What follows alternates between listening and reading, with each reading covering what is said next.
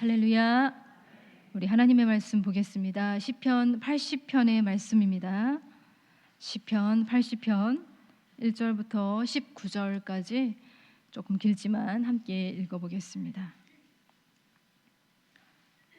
시편 80편 1절에서 19절까지 말씀입니다.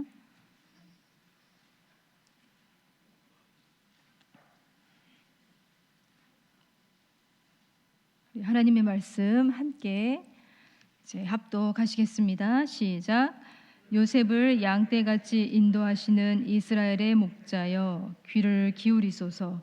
그룹 사이에 좌정하신 이여 빛을 비추소서. 에브라임과 베냐민과 므낫세 앞에서 주의 능력을 나타내사 우리를 구원하러 오소서. 하나님이여 우리를 돌이키시고 주의 얼굴 빛을 비추사 우리가 구원을 얻게 하소서.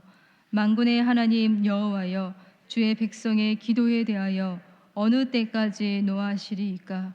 주께서 그들에게 눈물의 양식을 먹이시며 많은 눈물을 마시게 하셨나이다. 우리를 우리 이웃에게 다툼거리가 되게 하시니 우리 원수들이 서로 비웃나이다. 만군의 하나님이여 우리를 회복하여 주시고 주의 얼굴의 광채를 비추사 우리가 구원을 얻게 하소서. 주께서 한 포도나무를 애굽에서 가져다가 민족들을 쫓아내시고 그것을 심으셨나이다. 주께서 그 앞서 가꾸셨으므로 그 뿌리가 깊이 박혀서 땅에 가득하며 그 그늘이 산들을 가리고 그 가지는 하나님의 백향목 같으며 그 가지가 바다까지 뻗고 넝쿨이 강까지 미쳤거늘 주께서 어찌하여 그 담을 허시사 길을 지나가는 모든 이들이 그것을 따게 하셨나이까? 숲속의 멧돼지들이 상해하며 들짐승들이 먹나이다. 만군의 하나님이여 구하옵나니 돌아오소서. 하늘에서 굽어보시고 이 포도나무를 돌보소서. 주의 오른손으로 심으신 줄기요 주를 위하여 힘있게 하신 가지니이다. 그것이 불타고 배임을 당하며 주의 면책으로 말미암아 멸망하오니 주의 오른쪽에 있는 자 곧 주를 위하여 힘있게 하신 인자에게 주의 손을 얹으소서. 그리하시면 우리가 주에게서 물러가지 아니하오리니 우리를 소생하게 하소서. 우리가 주의 이름을 부르리이다. 만군의 하나님 여호와여 우리를 돌이켜 주시고 주의 얼굴의 광채를 우리에게 비추소서. 우리가 구원을 얻으리이다. 아멘. 네. 여호와는 나의 목자시니 내게 부족함이 없으리로다. 하나님이 친히 목자가 되어 주셔서 부족함이 없었던 때가 있었습니다. 늘 푸른 풀밭 쉴 만한 물가로 하나님은 그렇게 인도하셨었습니다. 좀 살만했고 좀 웃을만했고 그리고 좀 행복했던 그런 시절. 시인은 그러한 시절을 그리워하며 오늘 말씀을 시작하고 있습니다. 여러분은 어떻습니까? 여러분은 지금도 여호와는 나의 목자시니 부족함이 없으리로다 그렇게 고백할 수 있는 믿음을 가지고 계십니까? 여기 시편 80편의 시인은 아수르에 멸망당한 북이스라엘의 후손 아삽의 자손 중에 한 사람으로 등장을 하고 있습니다.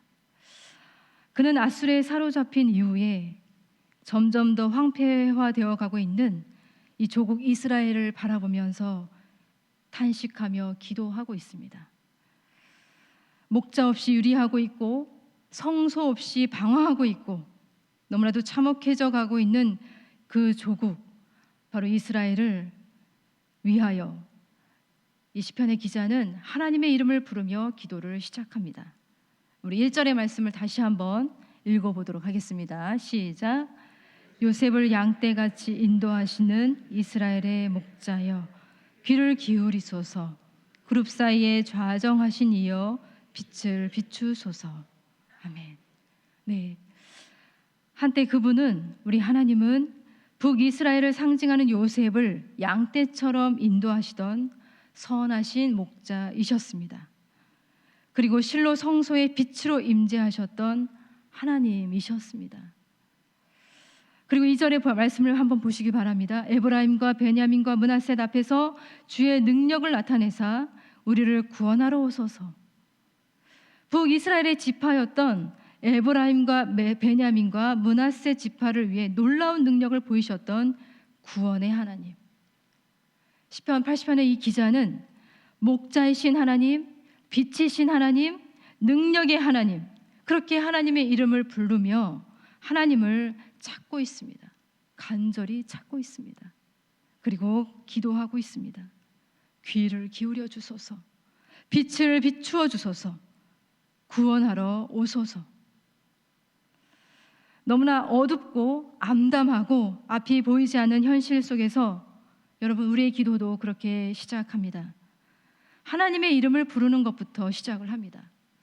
여러분, 기도는 답을 찾기보다 하나님을 찾는 것이고, 해결 방안을 찾기보다 생각하는 것보다 하나님을 생각하는 것이고, 사람의 이름을 부르기보다 먼저 하나님의 이름을 부르는 것이 바로 기도입니다.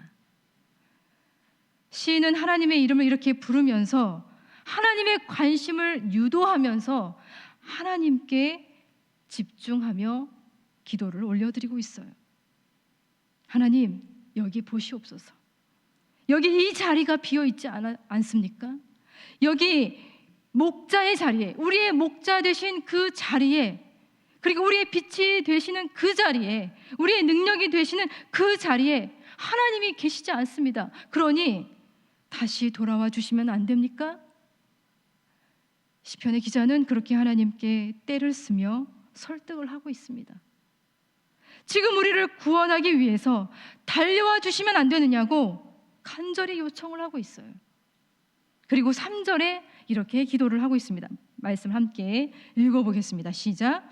하나님이여 우리를 돌이키시고 주의 얼굴 빛을 비추사 우리를 구원을 얻게 하소서. 아멘. 시편의 기자는 이 기도를 무려 3번이나 간구를 하고 있습니다. 3절과 7절과 19절이에요. 기도하는 시인의 마음이 절박함으로 절절함으로 가득합니다. 하나님이 우리를 돌이키시고 빛을 비추어 주셔서 구원을 얻게 하소서. 여러분, 기도하는 우리의 마음은 어떻습니까? 이 시인처럼 절박함으로 가득합니까? 이 자리에 어떤 마음으로 오셨습니까? 상황이 그닥 절박하지 않아서 기도 또한 절박할 필요가 없습니까? 좀 살만하고 웃을만하고 행복해서 나름대로 괜찮아서 그렇게 절실하지는 않은 것은 아닌지요? 아니면 우리 역시 그만큼 심각한 형편에 처해 있는데 모르고 있는 것은 아닌지 모르겠습니다. 여러분, 사실 기도는 대체로 이러한 절실함, 이 절박함에서 시작이 됩니다.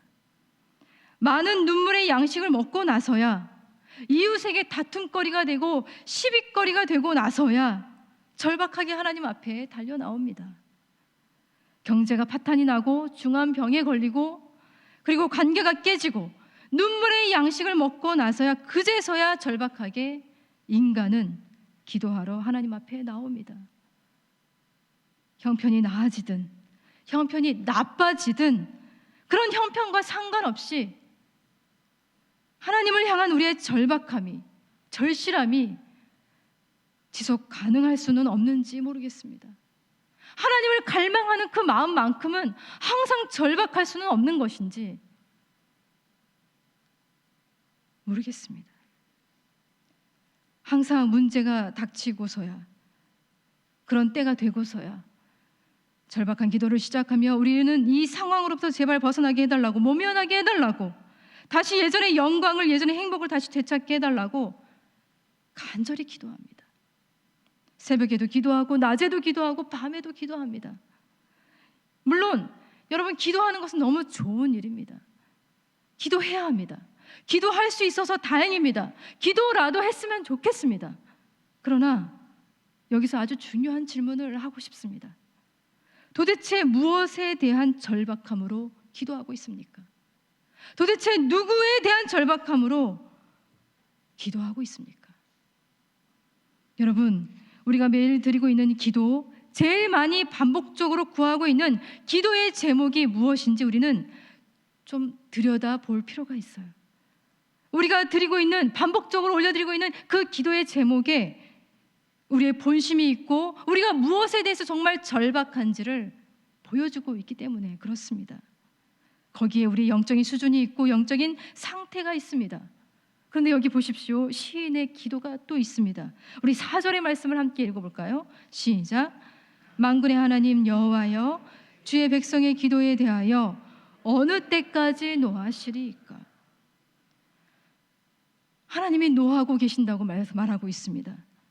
하나님이 분노하고 계신다고 말하고 있습니다. 그런데 놀랍지 않습니까? 여기 하나님이 분노하시는 그 대상이 단순히 주의 백성에 대하여 분노하시는 것이 아니라 주의 백성의 기도에 대하여 라고 되어 있어요. 그들이 기도하지 않아서 하나님이 노하신 것이 아닙니다. 오히려 그 기도에 대하여 분노하신다고 말하고 있는 것 같습니다.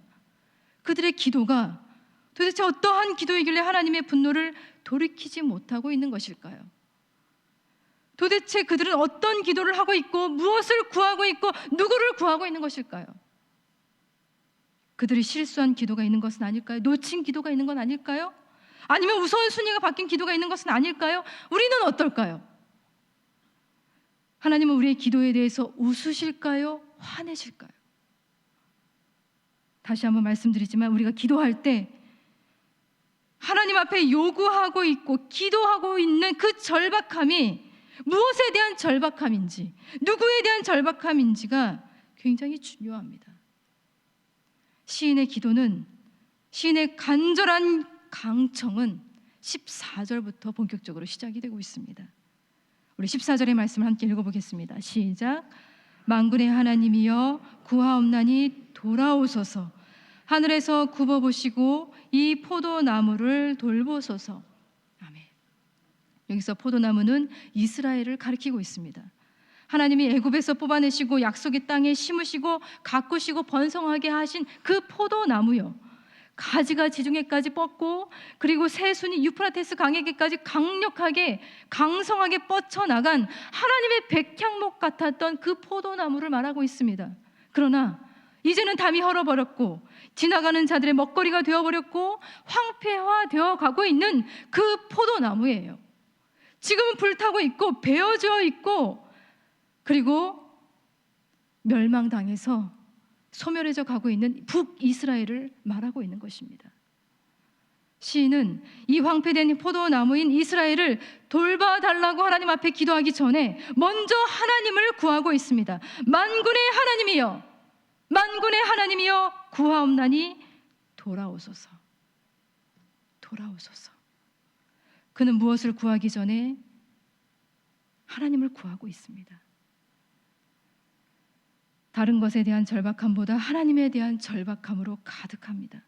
사실 그는 처음부터 하나님에 대해서 굉장히 절박했습니다. 그분의 얼굴빛을 그리워했습니다. 등을 보이시는 그분이 멀리 떠나버리신 것 같은 그분이 다시 얼굴빛을 비추어 주시고 웃어주시고 다시 돌아오시기를 절박하게 그는 기도하고 또 기도했습니다. 그는 하나님에 대해서 민감합니다. 하나님의 행위에 대해서 집중을 하고 있습니다. 그의 모든 관심은 하나님이었어요. 하나님의 표정이었습니다. 여러분, 우리의 모든 기도는 우리가 누구이고 우리가 누구에게 종속되어 있고 우리에게 가장 필요한 분이 누구신지 아는 것으로부터 시작해야 합니다. 바로 여기서 출발을 해야 합니다. 우리의 모든 기도는 자기 자신이 아니라 하나님으로부터 시작을 해야 합니다. 그것을 모른다면 아예 기도를 시작하지 않는 것이 더 낫습니다. 여러분, 우리가 어떤 공경이나 어떠한 상황에 처해 있는지를 아는 것이 그렇게 중요한 것이 아닙니다. 원수를 대적하는 상황이든 지옥이 발밑에서 입을 벌리고 있는 그런 것과 같은 상황이든 아니면 반대로 아주 좋은 상황이든 그것이 중요한 것이 아니에요. 하나님께 기도하는 사람은 반드시 하나님이 누구신지 그리고 우리가 어떠한 존재인지를 분명히 알아야 합니다. 시인은 그 사실을 너무나도 잘 알고 있었습니다. 그래서 그는 기도하고 있는 거예요. 하나님 돌아오소서. 만군의 하나님 돌아와 주시옵소서. 하나님이 돌아오시지 않으면 자신 또한 하나님께로 돌아갈 수 없음을 그는 너무나도 잘 알고 있었기 때문에 하나님 돌아오소서 하나님을 찾고 있습니다. 하나님 굽어보소서. 긍휼의 마음으로 면밀히 하나님이 살펴보시지 않으신다면 스스로의 힘으로는 도저히 회복될 수 없음을 그는 너무나도 잘 알고 있었어요. 굽어 살펴주시옵소서. 그는 기도하고 있습니다. 시인은 먼저 돌아와 달라고, 하나님이 와주시는 것이 먼저 순서라고 그렇게 절박하게 하나님을 구하고 있는데, 바로 이 기도가 오늘날 우리가 정말 되찾아야 할 기도이고 우리가 절박하게 기도해야 할 내용임을 우리에게 알려주고 있습니다. 상황이 절박하든 절박하지 않든 그 상황에서 벗어나게 해달라고 먼저 기도할 것이 아니라 하나님을 먼저 구하는 것이 우리의 간절한 기도의 제목이 되어야 된다는 것을 알려주고 있어요. 그러나 어떤가요?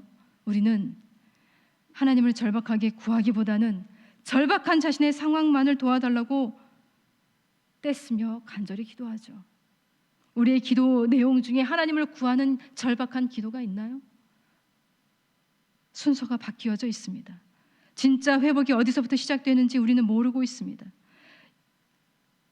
우리의 상황에 대한 절박함으로 간절히 기도하는 그 기도만으로는 사실 하나님을 움직일 수도 없고 하나님께 때를 쓸 수도 없고, 그리고 하나님의 그 등을 보여주시는 그 하나님의 모습이 다시 얼굴빛을 향하여 돌아오시기를 간절히 요청할 수가 없는 것입니다. 더 이상 앞으로 나아갈 수가 없어요. 여러분, 하나님이 오셔야, 하나님이 우리 가운데 오셔야 우리도 치료가 될 수 있고 우리가 치료되어야 우리의 상황도 바뀌어질 수 있습니다. 시인은 한 걸음 더 나아가서 이렇게 기도를 하고 있어요. 17절과 18절의 기도예요. 함께 읽어보겠습니다. 시작. 주의 오른쪽에 있는 자, 곧 주를 위하여 힘있게 하신 인자에게 주의 손을 얹으소서. 그리하시면 우리가 주에게서 물러가지 아니하오리니 우리를 소생하게 하소서.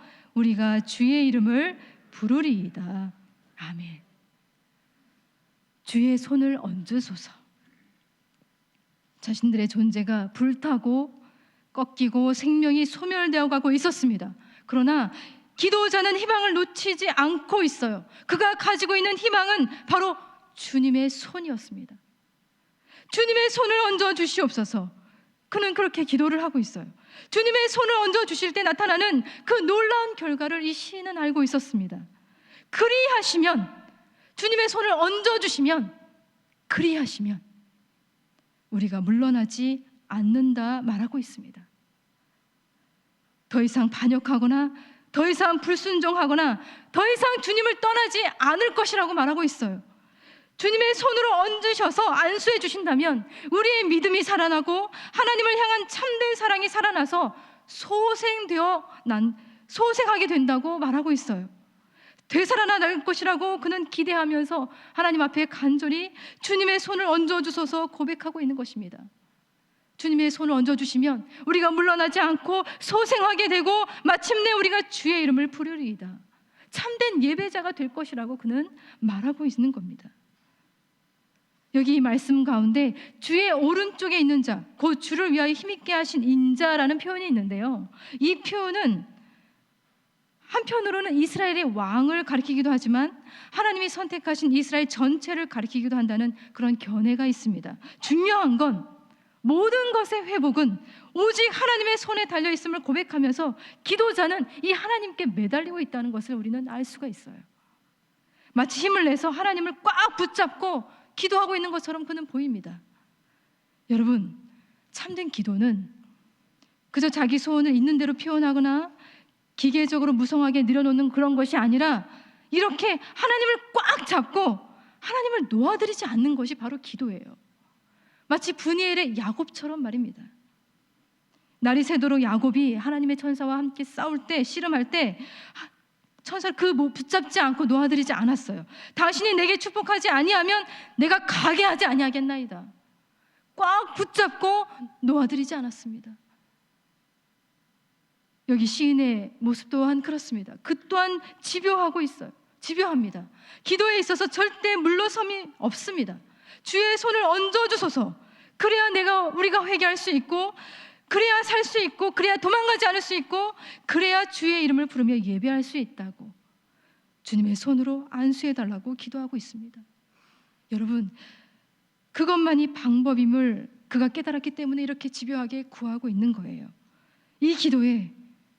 바로 이 기도에 우리가 평생 강청해야 할 기도의 제목이 있어 보이지 않습니까?